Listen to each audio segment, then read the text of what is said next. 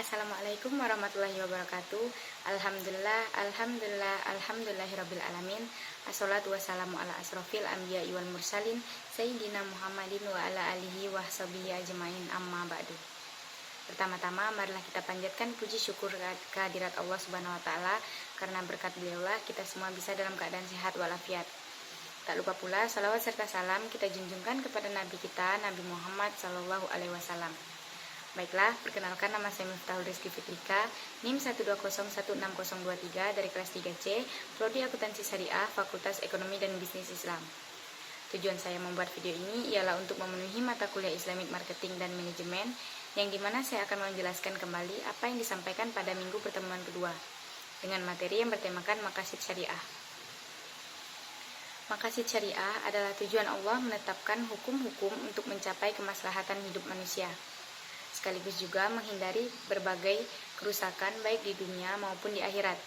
Pada surah Hud ayat 61 yang isi kandungannya yaitu, beribadahlah kepada Allah saja, mintalah keridhaan Allah, dan beristighfar lebih diprioritaskan daripada taubat, karena seorang tidak akan meninggalkan kesalahannya sampai ia sadar kalau ia salah. Tiada Tuhan selain Allah yang memulai penciptaan dan pembentukan kita mulai dari tanah dan penciptaan ayah Adam, lalu memakmurkan kita dengan memberi kemampuan untuk membuat rumah dan bercocok tanam. Maka memohon ampunlah kepadanya dari dosa-dosa kita berupa kesyirikan, lalu kembalilah menyembahnya dan berhijrah dari perbuatan dosa atau menuju kebaikan. Selanjutnya, maqasid syariah menurut Imam Syatibi ialah menurunkan syariat atau aturan-aturan hukum tiada lain untuk mengambil kemaslahatan dan menghindari kemudaratan. Selanjutnya, konsep perdagangan dalam Islam. Konsep dasar perdagangan dalam Islam adalah adanya unsur kebebasan dalam melakukan transaksi tukar-menukar, tetapi kegiatan tersebut tetap disertai dengan harapan diperolehnya keridhaan Allah Subhanahu wa taala. Pada surah Al-Baqarah ayat 16 yang isi kandungannya yaitu tentang orang munafik dan menerangkan kebodohan mereka dengan mengemukakan tingkah laku dan perkataan mereka. Orang-orang munafik dengan sifat-sifat yang buruk mereka menolak petunjuk ke jalan yang lurus, dan mereka lebih memilih jalan kesesatan dan lebih mengikuti hawa nafsu. Artinya, pilihan itu merugikan mereka sendiri karena mereka tidak mau menerima kebenaran. Selanjutnya, tijarah. Tijarah adalah akad perdagangan yang mempertukarkan barang dagangan dengan mata uang menurut cara yang ditentukan. Tijarah disebutkan dalam Al-Quran surah An-Nisa ayat 26.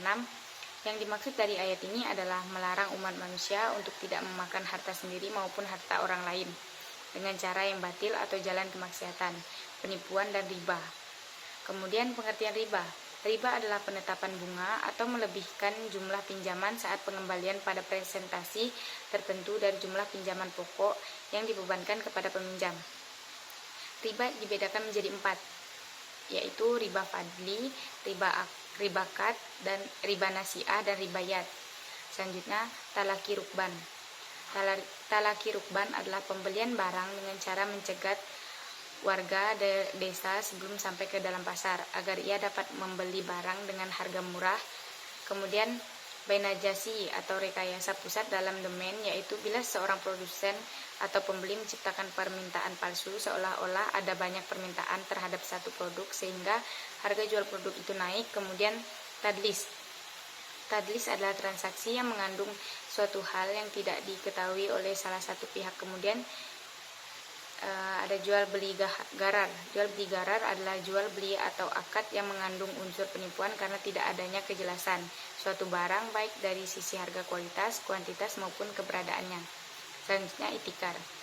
Itikar adalah kegiatan ekonomi yang dilakukan oleh seorang pelaku ekonomi dengan menimbun suatu barang dengan tujuan mendapatkan keuntungan sebesar-besarnya tanpa melihat kesusahan orang lain.